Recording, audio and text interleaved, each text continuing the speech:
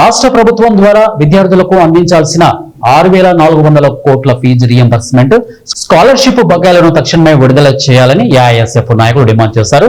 నిర్మాణాలు పూర్తి కానివ్వకుండా నిలిపివేసిన ప్రభుత్వ జూనియర్, డిగ్రీ కళాశాలల నిర్మాణాలను తక్షణమే పూర్తి చేయాలని ఏఐఎస్ఎఫ్ నాయకులు కోరారు.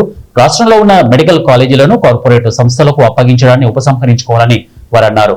విద్యార్థులు ఎదుర్కొంటున్న పలు సమస్యలను పరిష్కరించాలని కోరుతూ సబ్ కలెక్టర్ బొల్లిపల్లి వినూత్నకు వినతి పత్రం సమర్పించారు.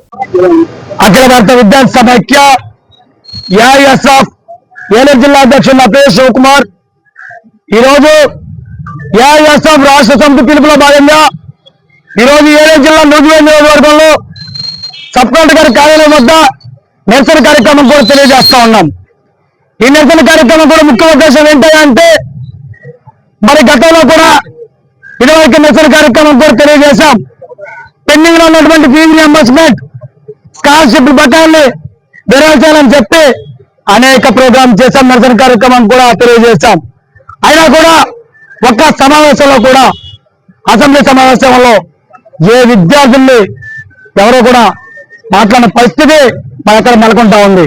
అడుగుతా ఉన్నాం, ప్రశ్నిస్తా ఉన్నాం అధికారులందరూ కూడా ఈ ఫీజు రియంబర్స్మెంట్, స్కాలర్షిప్ బకాయిల్ని విడుదల